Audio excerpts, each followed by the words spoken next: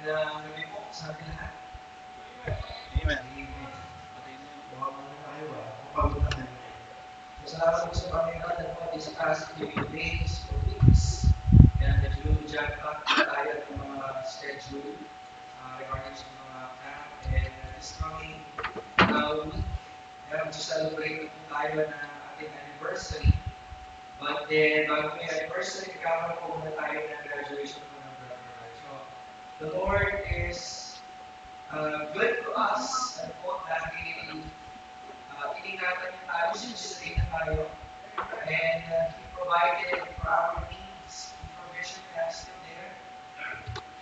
Dahil sa mga ginamit, kasi pag-aamit ng buhay sa Panginoon. And I don't know you, but sa ganyan pagkakataon, you're blessed. Amen. Amen. Blessed na po ba kayo? Amen. Kasi, when it comes to understanding the ministries that we have in the church, we always recognize lagi yung gawa ng Panginoon. Because you cannot appreciate someone na nagpapagamit sa Panginoon and you understand who God is sa buhay mo. Kasi ito magiging basis nila. Kasi kung ang tao ay siya magpapasalamat sa tao, eh sigurado hindi ako magpapasalamat sa Diyos. So sa lahat ng bagay, laging nauuna ang Diyos. Amen? Kaya, alam mo yun, we should always learn to appreciate the value of everything around us because we understand who God is. Lagi nandito ang yan. Kaya ako nagpapasalamat ako sa Panginoon na patuloy na tayo hindi nabago. Ewan ko sa inyo, no? Kasi kapag nawala na yung aspekto na ikaw mismo hindi na nakita yung magbabago ng Panginoon sa buhay mo, medyo delikado yun eh. Okay? Hindi na kailangan po natin na mag-isa sensitibo sa ganitong bagay. So, again, anyone can join in the video. Kahit sino pwede naman yun. Pero pagkat hindi natin nakikita yung connection ng personal na relasyon po natin sa Panginoon, lahat ng gagawin po natin mawawala. As I look, yung mga bago natin kasama sa college man yan, Darwin man yan, Kevin man yan, mga sunod na nakakilala sa Panginoon. Na tayo pa, hanggang hindi natin binibigyan ng halaga ng relasyon natin sa Diyos. All the things that we're doing here, wala akong ganda. It boils down to our relationship. Amen. Kahit ano pa yan. Kahit nagkamong galing mo sa kahit nagkamong bongga ng ministry na tayo sa church. But though I do not want natin makilala ang ministry namin bongga kasi hindi naman talaga. Sa luma, kung meron man natin sa bigat, hindi tayo, hindi ang lamang yung mga talaga. At kinakailangan ang anak na yung ating pananampalataya, ang ating ministeryo sa pagkakasalanan natin. I always love the idea of being unknown or rather unknown to other people. Kasi mas gusto ko na mas sikat ako sa Panginoon kaysa mas sikat ako sa Panginoon. Kaya pag may pagkakataon, sabi ko nga ako sa iyo, na nararamdaman ko hindi ako magaling. May mga pagkakataon sila na parang blame ko yung sarili ko. At at the end of the day, sinasabi ko sa akin, mas maganda yun kasi nilalaman lang sa akin. Kasi dapat yun naman talaga. Diba? Nilalaman lang tayo dati. Okay? So mag-aaral na tayo, itin ko kung saan po natin ang mga Biblia. In Romans chapter 8, verse 18. Once again, Romans chapter 8, verse 18. Papasadahan natin ito po at ang chapter, tingnan natin kung bakit sinabi yung verse na yan. By looking at the context, we look at it before. Okay? Pag-aaral natin mga recording verses na yan as to why nabanggit yan ang Apostle Paul sa mga Romans. Okay? Babasahin ko na lamang po at pagsunod na lamang yung pagtingin. Sabi nito, ang ganda, sabi nito, for I record that the suffering of this present time are not worthy to be compared to the glory which shall be revealed in us. Sa Tagalog, ito po sinasabi. para sa akin, ang mga pag-release natin sa kasalukuyan ay hindi maihahambing sa kalulatian ng pamamayag sa ating balakang. Kaya ano yung pag-release na sinasabi dito? Ano yung sinasabi dyan na hindi natin pwedeng pamamingin or compare yung nililibig sa ating Panginoon? Bakit hindi natin sinabi? Ito ba ay sa kalalagayan natin? Kung sakaling ito, ano kasi mga kalalagayan ng meron natin? Nagtapos na tayo o hindi nagtapos? At kung sakaling naman pa, what should be revealed unto us as a believer? Before we answer those questions, hindi muna po tayo malinis sa Panginoon. Kahit malalaki. Kaya mga kabili pa kasalamat sa oras nito, Father, we ask you to give us the wisdom and at the same time the understanding na ating banal na salita. Panginoon, kung sanabi sa amin, Panginoon yung tato. Panginoon, pinigilala po natin yung paglalang po natin. Kaya hindi po Panginoon sa ating pag-aaralan. Ang banal na salita ng alayo ng Diyos. Siya po yung makapuli ng puso at paalala sa mga bagay na dapat natin matutunan. At sa mga bagay na dapat natin sa hindi po Panginoon, minsan pa, habang ngayon po Panginoon, as we study your word, Lord, magbigay po na Panginoon na galak ng sa inyong mga labi, as we worship you by hearing the word of God, they come by hearing and hearing the word of God. Kasalamat po ng Diyos, minsan pa, binabalik natin sa iyo ulit sa salamat sa Panginoon Jesus. Amen. Maraming po tayo. The great expectation. The great expectation. Now, nung nakakilala po tayo sa Panginoon, the Lord has given us His Spirit. Amen. Yun yung sinasabi dito sa Romans chapter 8. Bakit kita, ang sabi po dito, kung akas po tayo, sabi po dito, verse 15. Okay? Sabi po dyan, sa verse 15, for ye have not received the spirit of bondage again to fear, but ye have received the spirit of adoption, whereby we cry, Abba, Father. Now, it speaks about relationship. Why? The word Abba is a special term. It's an endearment ng mga Hebrew. Hindi lang siya basta tatay or daddy. Okay? It's a special term na kapag sinabing Abba, okay, it means father. Pero it's a special communication ito. So meaning kasi nung nakakilala po tayo sa Panginoon, God has given us the Spirit in which meron na tayong connection kayo sa Ama. And it's a beautiful illustration in which kinakailangan po natin pagbilinangin. Kinakailangan po natin i-cultivate na tinatawag. Because again, hindi lahat ng tao ay nakatanggap o maaaring makatanggap ng Espiritu na nagmumula sa Panginoon. It is a special,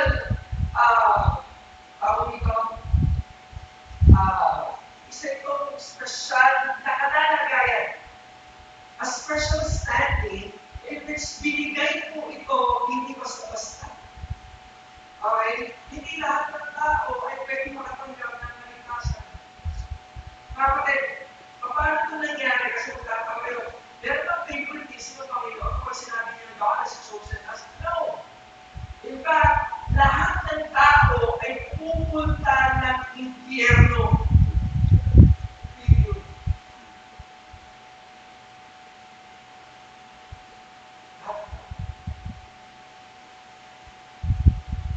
Walang special na tao pupunta ng langit.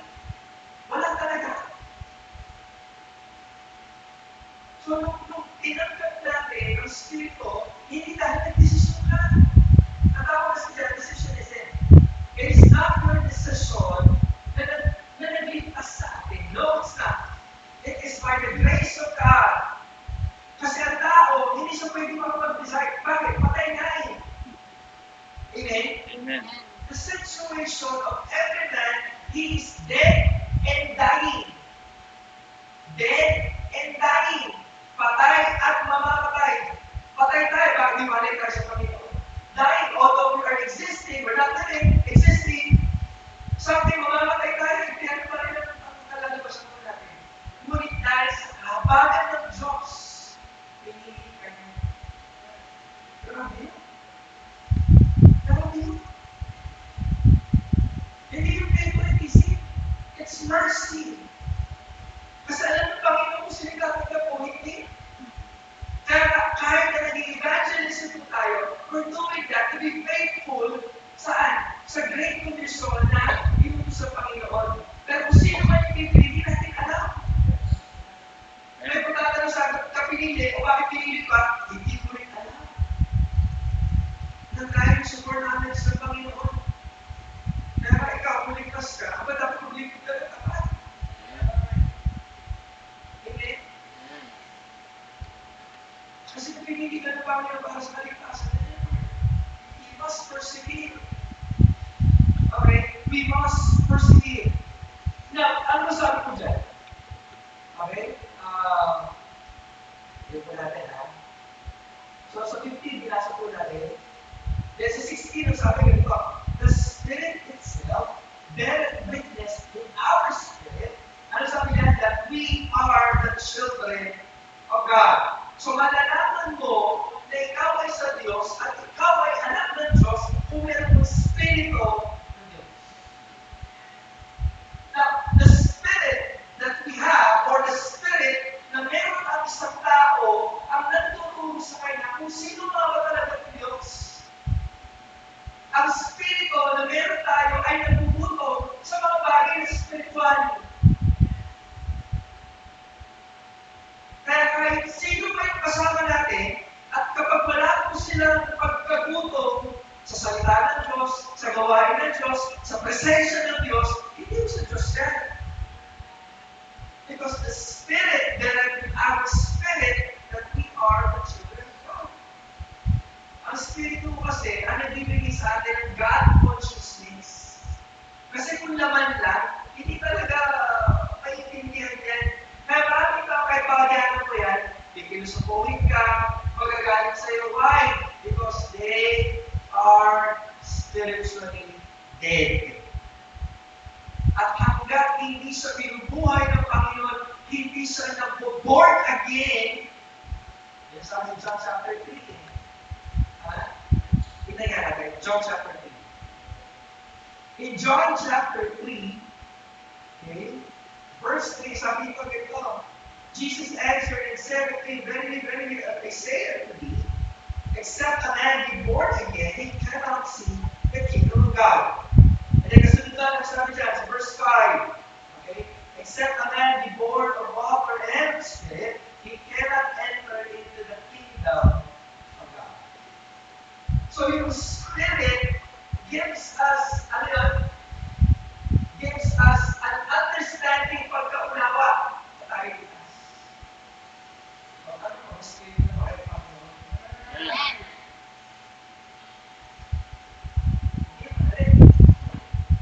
Kasi pag pagiging born again, hindi kasi na naman. So, sa mga kabataan na nandito pa rin, ang mga magulang ko, may dating sa gawa ko, positibo. Nagpapatuloy pa rin kayo. Salamat ka rin ako. So, may pag-asa pa ba sa mga magulang ko na hindi patuloy? Meron! So, lahat ko sabi sa Panginoon. Amen. Amen. Okay. Again, sabi na natin, for with God, nothing shall be impossible. So, you see, kapag sinabi po natin na tayo po ay sa Panginoon, na isang mananampalataya, nagpo-profess siya na siya ay sa Panginoon, dapat kakitaan siya ng Holy Spirit. Bakit sa Panginoon siya? Amen. Amen. So, diba, as we study God's Word, what is the great expectation? Ano yung dapat natin kasama? Kasi sabi ng 18, no? Tignan natin. For I reckon that, ano sabi dyan? The sufferings. Okay? Sufferings. Sa Tagalog, ano sabi dyan? Pagtitiis. So, yung paghihirap na pinagdadaanan po natin, it describes as what? Pagtitiis. Bakit na natin? Amen. Okay? Yan yung sabi dyan, para sa akin, ang mga pagtitiis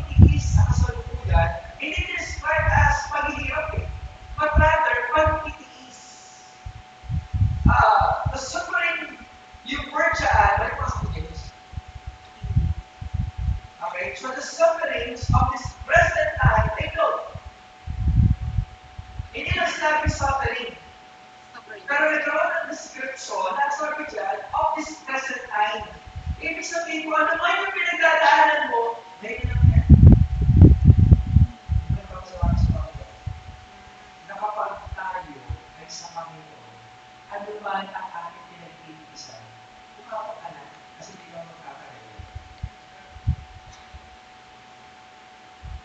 Sufferings of this present time, as of that, are not worthy. Hindi karapat-dapat. Okay? Hindi karapat-dapat na ihambing to compare or to be compared with the glory which shall be revealed in us. So, in short, ganito. Isipin mo na lahat ng pinakamahirap na pagdadaanan mo dito sa lupa. Yung pinaka na. Okay? Yung pinaka, yung todo na. Yung pinagdadaanan mo ngayon, alam ba yan? Mas malaki yung sunod. Malaga pa sa abang mo na. Pero, ang sabi kasi ng title, are not worthy to be compared, ang sabi dyan, with the glory which shall be revealed. Dahil ano ng Diyos eh. You have the Spirit of God, and therefore, kayo naman na ngayon. Sa Panginoon ka na ngayon. Tama? Sa Panginoon ka na ngayon. Kaya, atras tayo sa verse 12. Paano tayo mabubuhay? Sabi ng verse 12. Therefore, brethren, we are debtors. Okay? We live as if hindi tayo nagpapag sa mundo ito. Na di na ba, alam nyo, magpapakabalik ka sa kakatrabaho, di ba? Nakakapag-abroad, nakakaroon ng bahay. Kung baga, ipapakabalik ka, hindi tayo na dito sa manupa. Di ba? Hindi na dapat mag-isip ng mga ganang bagay. Kundi ang buhay na meron tayo, sabi dyan, not to the flesh, to live after the flesh. Ano ibig sabihin nun? Yung hinahanap ng sanlibutan, yung pinagpapaguran ng sanlibutan, dito lang yan.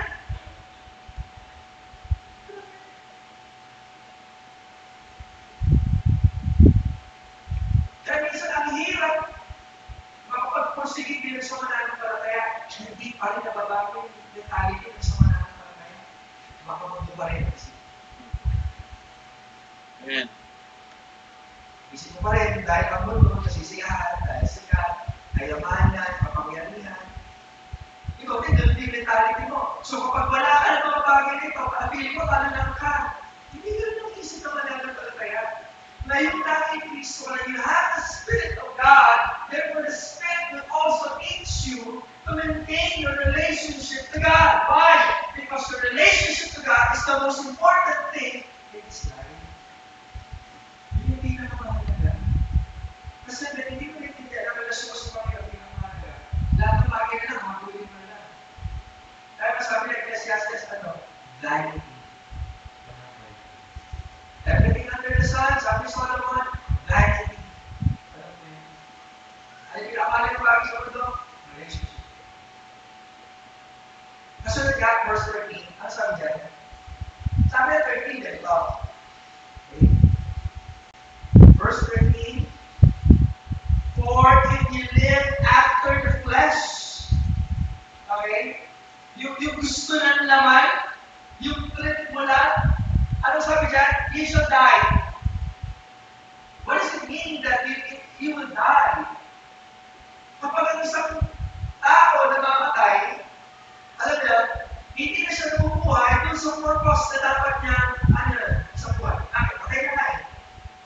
Ganun sa isang tao na nabubuhay sa laman. Sabi mo kanina, yes, you are existing, but you're not alive.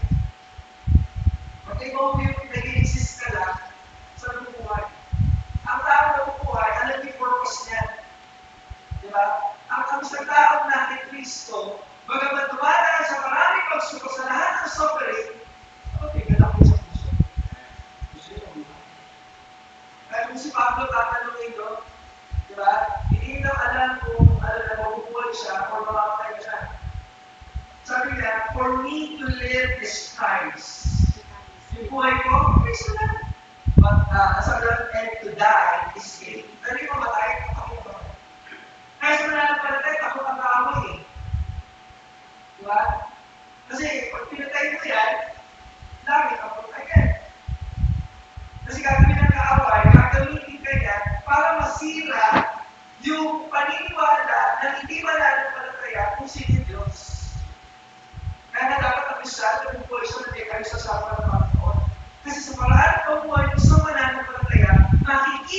di mananampalataya kung ano nga ba talaga ang nagtitiwala, nananampalataya sa Diyos. Ngayon, kapag hindi nila nakikita yung kaayusan ng pamumuhay na nasa Diyos, isa na maniniwala.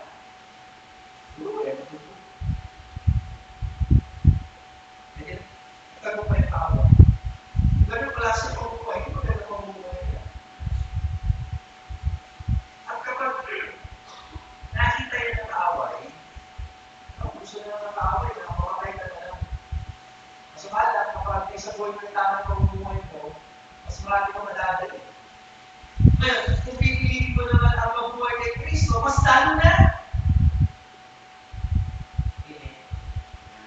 Kaya dapat tignan natin yung buhay natin. Are we giving glory to God? Kasi kung pamumuhay mo bilang isang mananampalataya, ang laging isipin natin, iisipan natin, is paano tayo makakasurvive, paano tayo magkakaroon ng material na bagay. We miss the point of being a believer. Kaya kapag ganun ang mentality natin, ang gusto nyo rin yung prinsip, paano tayo yaman, di ba? Isang ganun eh. Para pag pwede pagsabayin na Kristiyano ka at yung mayaman ka kasi kasi hindi laging ganun eh. Expectation versus reality. Ang gusto ng Panginoon, di ba? Ano man ang kanalagay sa sumay ay mananatiling na sa Panginoon. Kita nyo, wala na kayo yung nagos. Kasi hindi ba ganun? Ang gusto ng mga tao na rin na yun, Kristiyano ka, pero yung mayaman ka kasi kaya hindi kayo mag-ibig.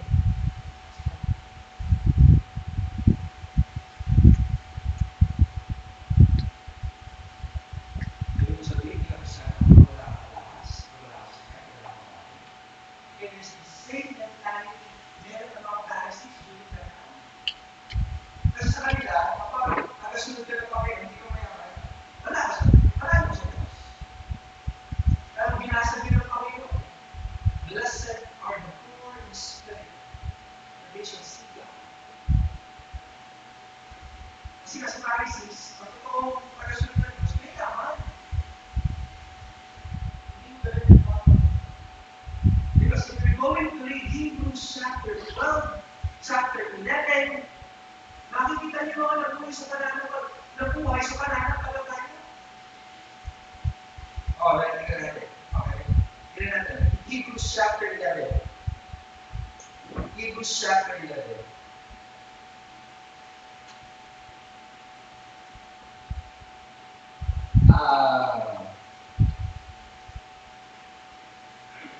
Hebrews chapter 11 verse 13.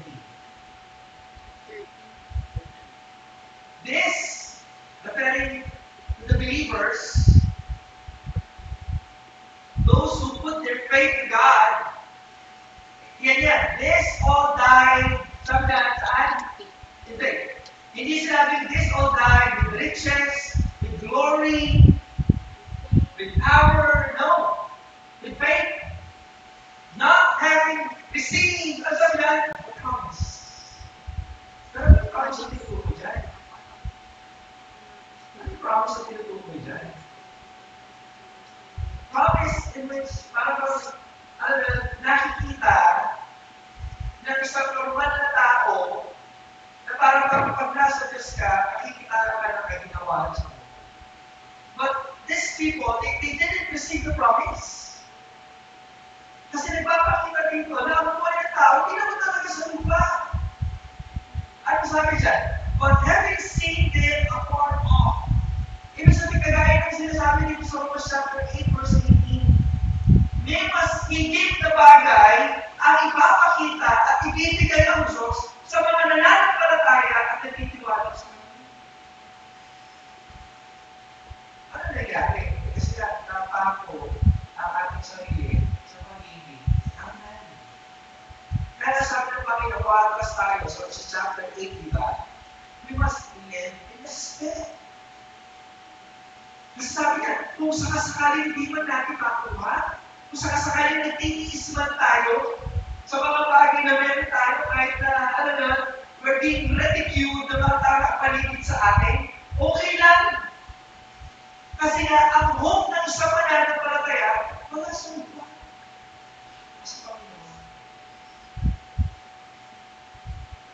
were persuaded of them and embraced them and confessed that they were strangers and pilgrims on the earth. Sabi ng Bible, dumadaan na tayo. We are strangers. Hindi tayo tagal dito. Tagal lang. Sabi ko sa kapatid, huwag kang malungkot. Tagal lang. Okay. Tagal lang. Nasa comfort na ako. Isa kasi parang nabubuhay tayo, tagal mo pa. Nasa comfort na ako. Hindi ako totoo. Totoo. Minsan nakukuha pa natin mainggit sa mga tao na paligid sa atin. Mapakristyano pa o hindi. Kristyano, hindi dapat mainggit niya. Amen. Kasi ang hope niya, tandaan niyo, kahit kristyano pa yan, hindi kayo dapat mainggit. Amen. Pagiging kilala ng Diyos sa ganun ginagawa. Ang pagkainggit ay kawalan ng pagtitiwala sa maaari ng Diyos. Ang pagkainggit ay ang pagpigil sa mga bagay na maaari gawin ng Diyos. Amen.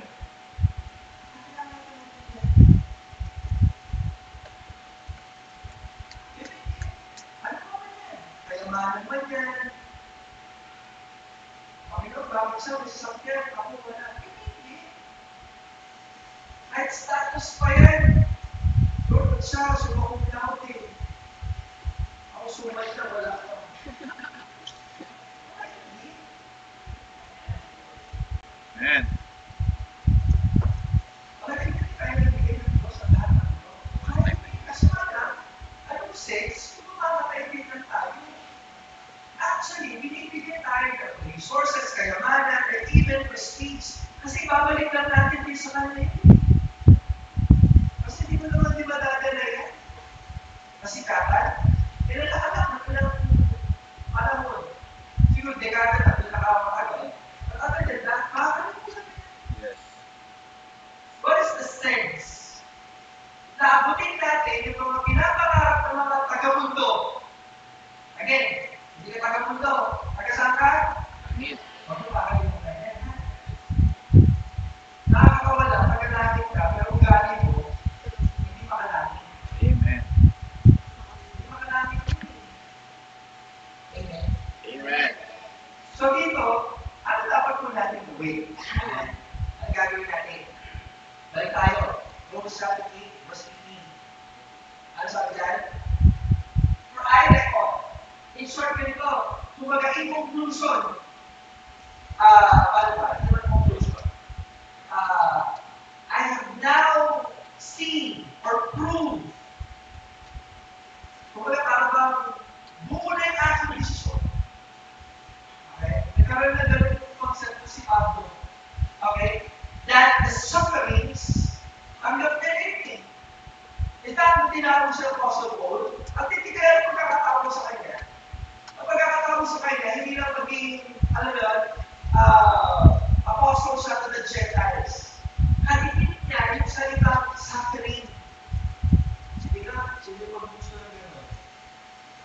Kung nag-Kristyano ka, magdudusa ka. Parang nawasan natin ko sa iyan. Diba? Parang, Lord, pwede ba ano? I-preach ko na lang, huwag ko na lang sa buhay. Kasi pinag-usapan natin, asawa ko, prostitute. Hindi ko pwede i-preach ko na lang, o huwag na ako. Hindi ko madali yung kapatid. Pero dahil sinabi ng Lord, kinakailangan yung sumunod. At kapag hindi sa sumunod ng buong puso, siya rin ang delikado. Kaya ang ganda rin ng ng buhay yung sige. Di ba, hindi siya nag-question sa Panginoon, sumunod lang siya. Sige. Hindi mo madali yung kapatid. Para tagal. So dito sabi niya, for I recall that the suffering of this present world are not worthy to be compared. Now, ano yung gusto natin makita?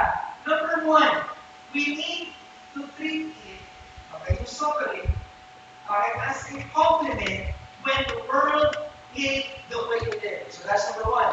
We need to treat it as a compliment when the world hate the way it is. Bakit? Kung ang pagpipikis, okay, ay magiging normal na lang sa isang great expectation, kailangan itrato natin na compliment ang sinasabi ng mundo sa paraan na tayo mabubuhay. Kasi sinabi ko sa kanila, yung paraan ng pananamit. Talaga mapapansin kayo. Bakit? Because you're different. At dapat naman talaga, mabuhay tayo na different from this world. Not because you choose to be different. Bakit? Sinabi ng Lord. Hindi po ako na. Hindi ka na naman to be different. Okay ba yun eh? Iba yung pagiging weird sa pagiging different. You're being different, it's because you have chosen to follow God.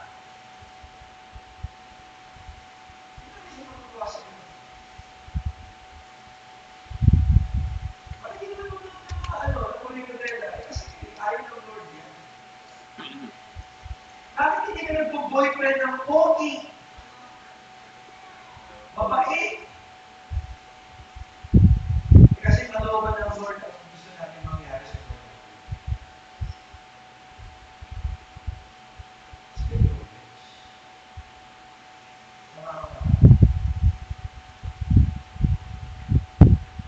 kaya ko sinasabihin na sa sinasabi ni Anthony, umanap ka ng pangit. Umanap ka ng kalooban ng Diyos. Kasi higit sa itsura, napakahalaga na may isang pananampalataya ng Kristo.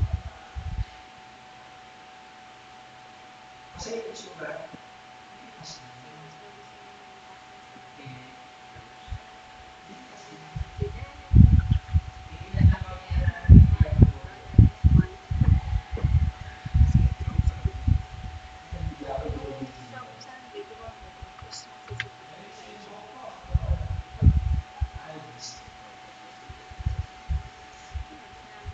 hindi kasi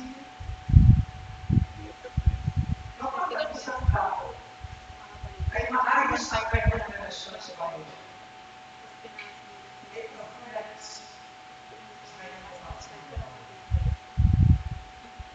Sa mga babae, nag-pray, magkakaroon kayo ng pamilya, pipiliin siya. Kung hindi kayo na may tamang relasyon sa Panginoon na magiging Panginoon. Set aside mo na siya. I believe kasi sa mga pinoconsiderin. But for time being, una-ulahin mo muna yung relasyon sa Panginoon. Okay? At bigyan ka ng talino ng Panginoon. At someday, kung meron ka siguro, share ng feelings, di ba? Set aside yung sura, kasi tapat mo na sa Panginoon. Hindi ka mapapagawa. Kasi kung sa Panginoon, huwag ka magpamatok, sinabi mo na.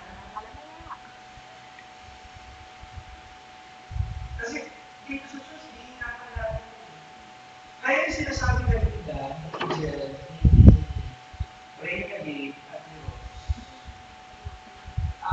Kaya gusto ko na nagka-attend kayo ng mga ibang gathering sa inyong church. Kasi pinapanggit ng lahat ng pastor doon, yung problema nila, yung pagiging inig.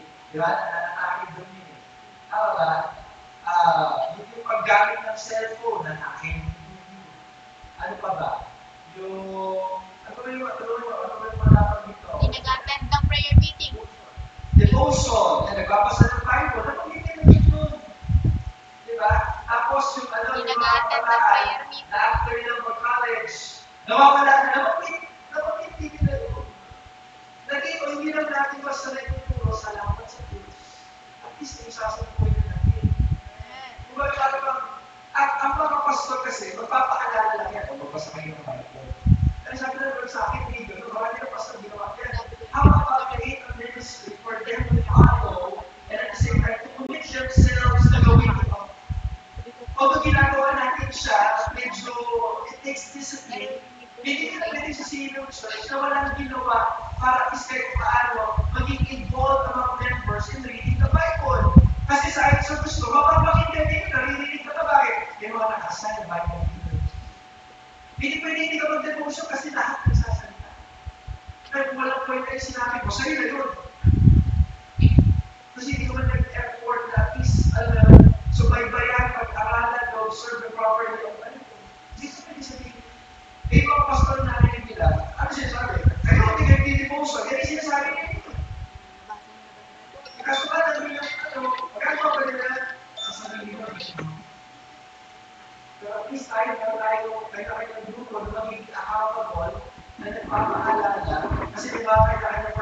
natin yung mga devotional leaders na magpapaalala, oy, it's about time for you to remember our morning devotion.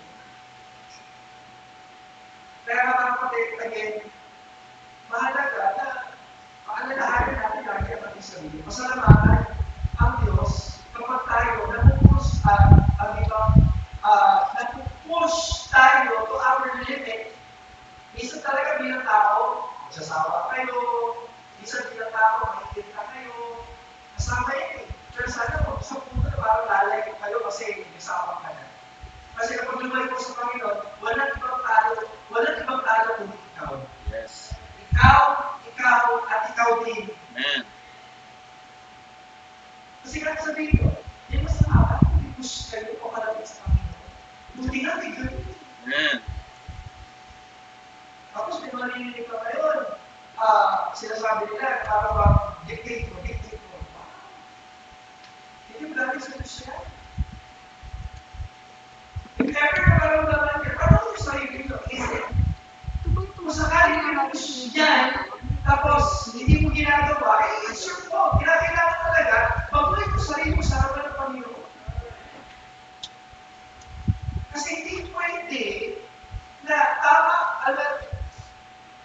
ang Diyos, tapos tama ka din, pero pinupush ka, hindi pwede yun. Kung bakit ka pinupush, meron something in you na dapat i-connect. Hindi naman sa kasaktan, kung tama na yung ginagawa mo, dapat. Amen. So it is important for us, mga kapatid, that we strive, we persevere. Bakit? Kasi dito lang yan. Pagkatapos nito, ano sabi ulit, may tayong Romans chapter 8, verse 18, are not worthy to what? To be compared. Sabi ko doon. Okay? Are not worthy to be compared with the glory which shall be, ano sabi dyan? Revealed. Magkaiba ba yung upgrades? So ano ba ulit? So when suffering, okay, the great expectation, nandiyan dyan, ano gagawin natin? Treat it as a compliment when the world hate the way you do. Kasama rin. Diba? Kasama na sa pagtitiis. Yan. So kapag, alam niya, sinasabi ng mundo, alam niya, hindi ganyan, dahil alam mo kanyang salita, ipapatuloy ko. Ang gagawin natin, treat it as compliment. Kinusilip ka naman, baluin ka naman. Brother! Wala kay pastor. Huwag ka na bilang pastor din. Ang gawin natin, treat it as compliment. Amen. Huwag mo sabihin sa kanila, hindi mo lang. Okay, salamat po. Nangyayari ko yung salita. Kasi di ba nila maintindihan mo? Sino lang maintindihan? And when the time comes, na narinig mo yan, tapos, naiintindihan mo yung salita ng Panginoon, you will have the wisdom. Lord, dapat na nangyayari ko. Hindi mo nagkakalit, you will take that. Pangalawa, okay? Treat as a compromise when we want to be like the world. Treat as a compromise when we want to be like the world. Pag sinabi yung natin compromise or kompromiso, may gagawin ka isang bagay, okay, para at least kahit paano mabalance mo siya. Remember, when we are living in the Spirit, when we're talking about the Spirit and the flesh, walang compromise.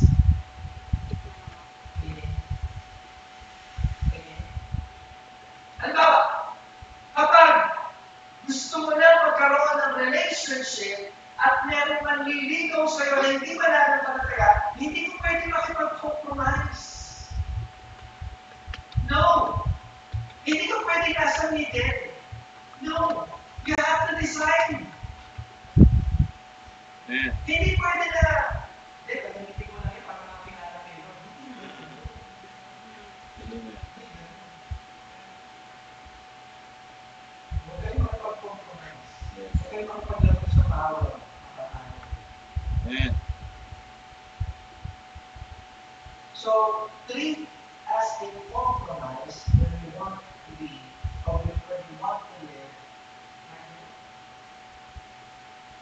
iniisip nila para sa sarili mong kapalimuhan, who knows, baka makakilala.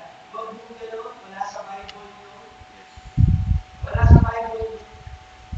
Eh, basta pangalan niya naman Christian, ako lalo na.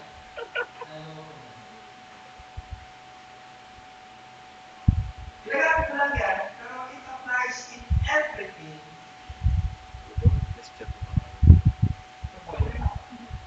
Sa church. Medyo nakakatakot sa mga pinapanood natin. Christian siya. Sa mga music, Dad. pinapakinggan natin. Yung kwento ni Pastor. Sa mga barkada. Sinasabi. Amen. At sinabi ng Diyos niya doon, when God says no, don't go. Amen. When God says no, don't go.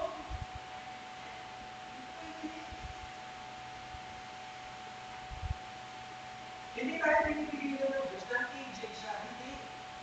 Pinipigilan tayo ng Diyos kasi ayaw ng Diyos na mapahamak ka. Darating ka. Nagpupunta ka pa rin na. May utang pala ko sa'yo. Ito, Load ka. Nagpapaload ka sa temple. Wala daw. Hindi ka pa daw nabibigyan. kasi naniniwala ako pag sa Diyos ka, nakikinig ka na. Amen. Kaya sabi ni Wow, kung ako sinabi ko, Wow, napaka-imposible sa Diyos ka, pero hindi sa Diyos ka. Kaya mag-tricky, basta na rin kasi pasaway na Kristiyan, oo, basta nga lang. Pwede ba yun?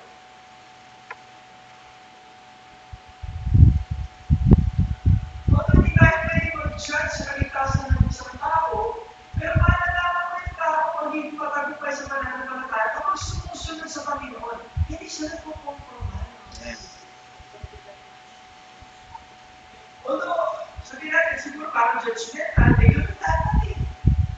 Dapat magpili ka sa barkada mo. Amen. Pag ang barkada mo pumisyo, di ba dapat sa mga? Amen. Di ba? Friends. Wow, friends. Kung ang barkada mo, bading, o di pwede sa mga ito. Nakakahawa ka. We have what is called the law of association. Dahil, law of association. Kung sino kasama mo, hindi ka. Or, kung sino kasama mo, maliligan ka as that. Kasama mo.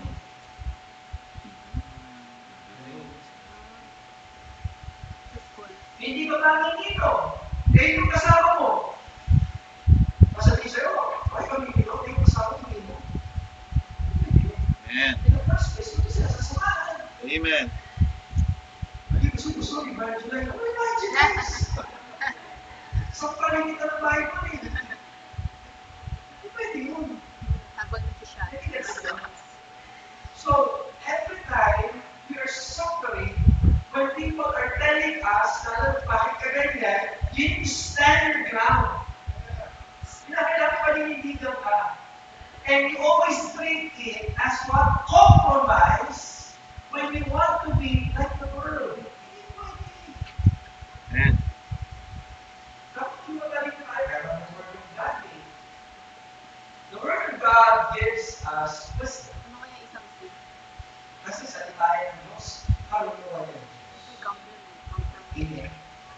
Conviction. Number 3, that's the God. So, suffering is a great expectation. 4, treat it as comfort when we are facing hardship. Treat it as comfort when we are facing hardship. So when we are suffering, ano dapat ang gawin natin? Ituring natin bilang isang comfort. Remember si James? Ano sigaw niya sabi niya? Count it all joy when you fall into different or diverse temptations under James chapter 1. Chapter 1 ba? Check na natin. Total nakalagay po sa kanilang mga James. Tignan natin ha. Okay. Tama. Okay. James chapter 1 verse 2. Sabi dyan, my brethren, have it of joy when you go into diverse temptations or different trials. Yung translation yan. Okay? Kasi negative sa atin yung temptations eh. Okay? Pagsubok. But actually, it's trials. Sufferings. So, pag dumadaan tayo dyan, ang dapat natin gawin, ituloy natin. So, kanina, sabi natin sa point number 3, as not over. Alam nyo, kung ibang tao sa ibabaw ng mundo na pwede makapag-isip ng kagaya nito kundi yung mga tunay na mananampalataya na lumalabas sa Panginoon. Amen. Okay, tayo na ito. Pag may problema, Lord, thank you ha. Hindi na, may problema ako, Lord. Ano nag-aaral mo, Lord, sa problema mo? Actually, ang mentality natin. Yes. Hindi Lord. Hindi na yung sinasabi, James. May problema, Lord, wow! It's an opportunity to worship you sa mga trials. Maganda ka. Amen. Amen? Amen. Well, pag ganyan yung level doon, lumalag na kayo. Oo, nakakahiyak minsan. Pero at the same time, after nung umiyak, magkakaroon ka ng joy. Kasi nga, alam mo may gagawin. Yun yung level ng mananampalataya. Yun yung sinasabi dyan. We need to treat it as comfort when we are facing. Kasi nga, umalit tayo sa Romans chapter 8, verse 18, hindi ko credit mo pa. Kumbaga, nakakaranas ka ng suffering?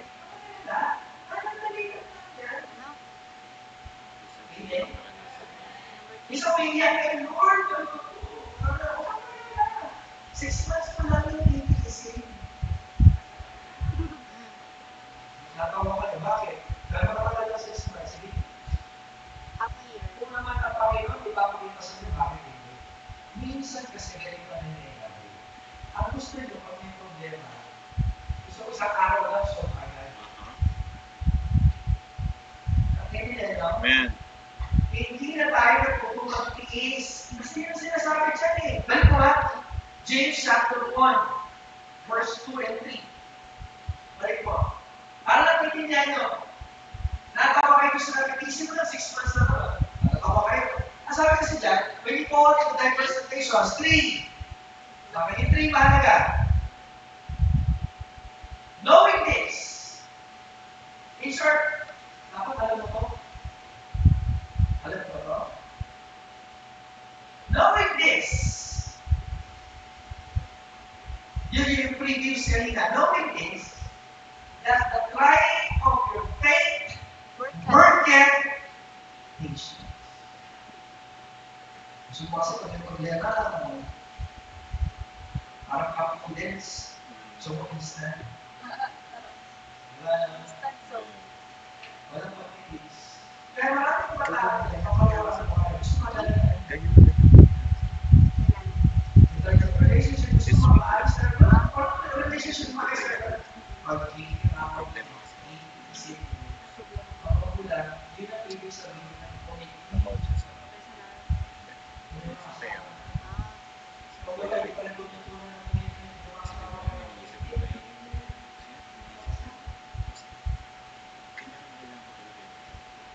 Pag-pray ka muna these days, sumento na lang tayo sa relationship. Kasi bakit tayo sa pwede ba natin ang pangalan? Hindi ang mga pero hindi kaya tayo sa panginoon. Yung sabi dyan, that the trying of your faith works patience. Dapat, pag sinusubukan mo kayo, nagtigilan ng patience. Habang may problema, hindi mo pag-pray na wala yung problema. Hintayin mo Pag-pray na mo, magkaroon umiit ka ka ng ng talino para magkaroon ka ng page names ng Peace. Israel. Yun yung sinasabi sa verse 5 ngayon ng James. Ano sabi sa verse 5? If any of you lack wisdom, sabi ng verse 5, okay? Let him ask of God. Kasi patience, it requires wisdom. Kasi masakit ang nagtitiis. So you need to ask wisdom.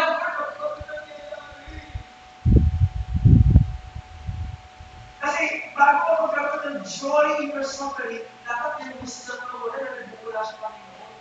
Pag natagpa na, somehow, nagigets mo ito. Pero pag wala ka, kaya yung advice of James, if any of you lack wisdom, hindi ito ginagamit pag mag-exam ng midterms. Ito ginagawa ginagamit. Ito tayo kay Lord. Finance na po James sila. 1:5. Hindi yan yun. Ang wisdom na tinutukoy dyan, ang pamilya yung dadaanan ng problema. Talagang ito hard na magkaroon ka ng joy and the time na takes the family. Amen. Masama na po pag inahin ko yan, pag quiz, ako, di ko ba naman. Anyway, tama-tama ka, ginagawa niya. Okay, let it ask of God that given to all men liberally. Binibigay yan sa lahat ng tao, specifically sa mga mananampalataya.